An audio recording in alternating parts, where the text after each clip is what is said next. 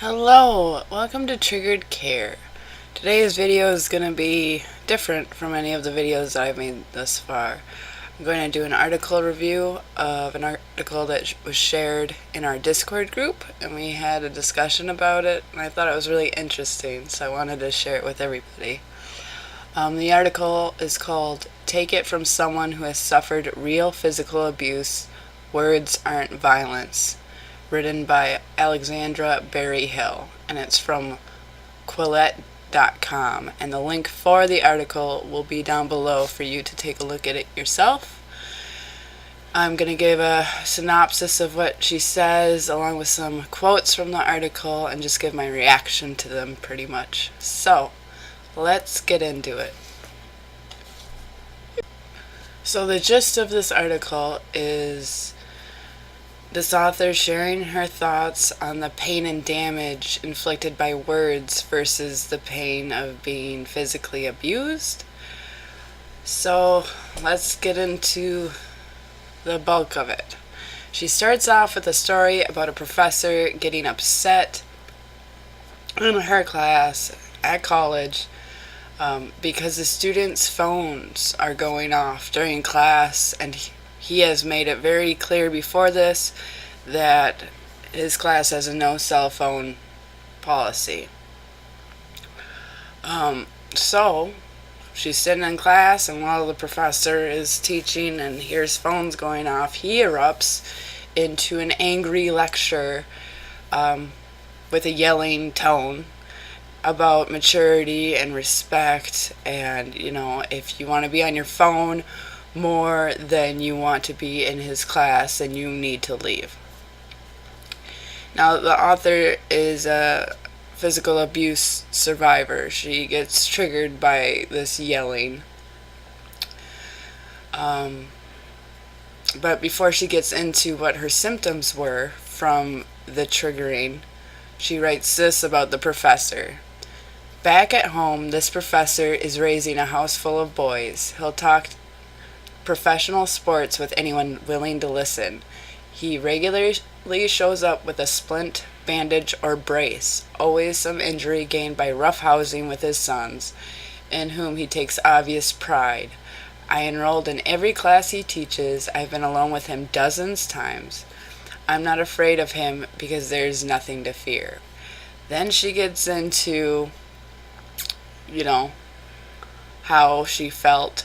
And I think it's a bit odd to add that he gets physical with his sons to the point of injury to establish that she's not afraid of him. It seems extremely out of place. Like, if she's trying to convey that his anger is not a threat, as evidenced by him roughhousing with his sons regularly, and will get serious injury from this roughhouse, I don't see how that correlates to I can trust him because he gets injuries from fighting with his sons, which he seems playful about. It just seems odd to me.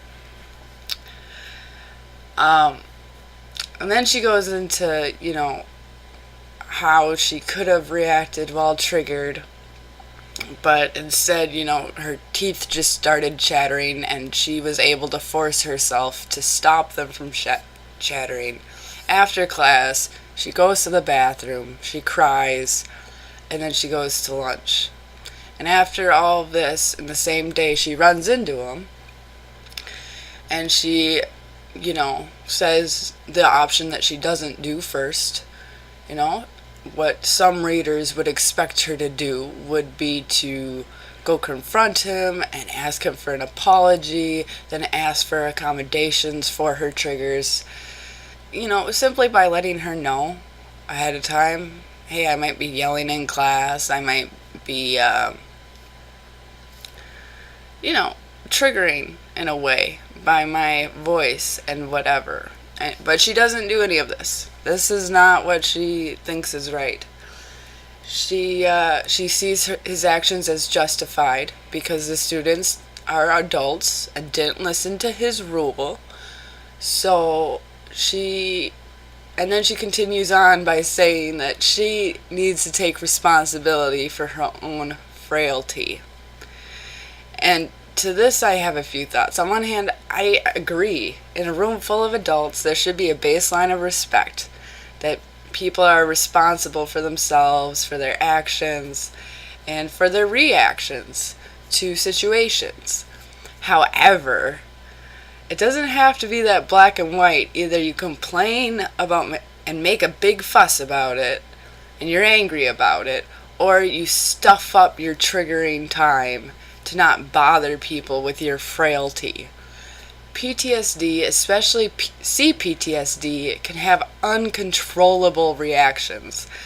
I think it'd be best to share your PTSD triggers with your professors so they have an understanding of what kind of stress you have in your life and can make choices better informed to the reactions that can be caused. I have a conversion disorder. Sometimes trauma memories can trigger seizures for me. If I was in a classroom, I would definitely want the professors to know about this in case it does happen. They will know what to do when it's happening. Another example, if triggers send you into a catatonic state or cause you to self-harm, that's something that people you spend time around ought to know. Trying to hide it isn't being responsible, quite the opposite. We need to take this seriously in order to make progress with the stigma against mental illness and save the people suffering from it. Alright, let's get back to the article now. So right after she says she did the right thing by taking responsibility, she describes later in the semester she had to have a talk with this angry professor in close quarters, in which she had to remind herself that everything will be okay. He's not a threat. He's not a threat. Because she's still somewhat triggered about being around this yelly professor. Probably because she didn't talk to him about it, would be my guess. But continuing on, in the next section of the article, she goes into how the word triggered is misnomered so much that it's taken on a new meaning, and now it means made mildly uncomfortable and complaining about it. And in reaction to this, she makes her own term, triggered. To that, I agree that there is a section of the population who does not understand what trigger means in the psychology context and PTSD. However, I'm still going to use the word trigger in the right context and try to educate people about it. She's getting into the college culture nowadays and how people feel unsafe, but using the quotation marks so you know it's an unsafe feeling that she doesn't really give credit to. Then she gets to the meat of the article, which I'll share a quote from now.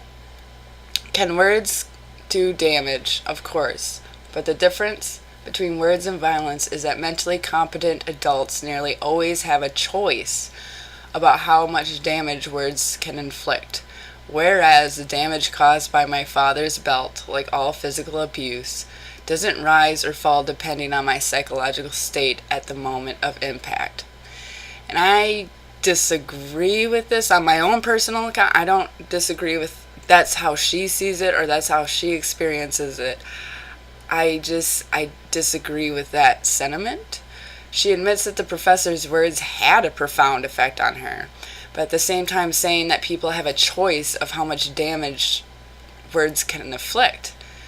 I have somewhat of an opposite experience. I can take physical pain very well. However, words are still what haunt me most of my nights. The damage from my own beatings have healed. I mean, my body is pretty broken down for its age, but honestly, I'm not nearly bothered by the beating memories as I am other memories that I have. They be on my top 10, but not on my top 5 worst memories. This is just my personal experience. Obviously, every survivor is going to feel differently, considering what their own personal journey is. What anecdotal evidence I have plenty of friends with PTSD who weren't beat, but still had a huge negative effect on their development and mental health. There's no winners in this pain Olympics of if you weren't beat, you don't know what pain is, or it's a difference. I just don't agree with words don't hurt as much as getting beat. Because a beating is very temporary, where words can stick around for many years. And then she says this in her about her own experience. When my parents got angry and I experienced only a flurry of vicious words, I often felt joyously relieved because words aren't violence. She continues, is the damage from words long lasting? In the case of adults, is usually up to the target. If words cause me a level of harm that I can't or won't seek to control, then I am implicitly resigning myself to an existence without agency or dignity. I reject this way of living and refuse to stand silently by while our culture collectively embraces a spirit of morbid passivity. And I can't agree with this either. Words have triggered crazy reactions for me before. Yes, with therapy you can get better. Part of that is respecting yourself enough to share your struggles with people around you so they can help you through a hard time. Overall, this article has a tone of arrogance around it, pointing at other people either not in recovery yet or just getting into it. Are there extremists who misuse psychology terms and try to exploit those terms? Of course, there are some. However, I think in the times that we live in, enduring the people who misuse it for their own devices is a small price to pay for helping out real abuse victims who badly need their voices heard. Verbal abuse is devastating. Just because someone has experience of my parents yelling at me was nothing compared to the beatings doesn't mean that verbal abuse doesn't ruin lives and cause suicides. Then she goes into another ramble about the straw man she's setting up for her argument, those darn college students. Many students have become convinced that ordinary life and the microaggressions that come with it are sources of acute psychic pain. It even has become common for students to trace debilitating anxiety to the fact that the person they consider loathsome occupies the White House, or that the building on their campus is named after someone whose once progressive ideas have fallen into disfavor, or that someone had asserted the scientific reality of biological sex. So she puts a nice little transphobic blurb at the end of that thing, but okay. And then she says, only those with the privilege of having led violence-free lives could make such claims with a straight face. Alright. She's first of all trying to speak for all survivors while writing this, especially the real physical abuse ones. And I, as a real violence survivor, I disagree with this sentiment. She's using the political language, barely masking what her real problem is with the lefties. I believe there's a minority of people who go around yelling at people that they're offended. I mean, that's what the news shows us, the extremists, and tries to convince us that that's the new norm for which every political party, which is a bunch of BS. People are people first, no matter who they vote for, no matter what trials they go through, they're people. People who have normal insecurities and want to fit into the norm the best they can. The norm isn't a bunch of caricatures from Fox News. You know, all the people that they always complain about and getting offended if you say Christmas or holidays. That's not what reality really is. But, okay, I continue. She then describes her own therapeutic process. Trauma usually cannot be resolved merely by helping someone feel safe, since life is unpredictable and you can't live in a cocoon. In my experience, the most effective approach has been The most effective approach has been for a caring and competent therapist to push me to do the things that sometimes can feel terrifying and dangerous. Until such point, I have worked through the irrational fears that trauma can cause. And to this, firstly, obviously you can't live in a cocoon. No one ever suggested that trauma survivors can live a trigger-free life.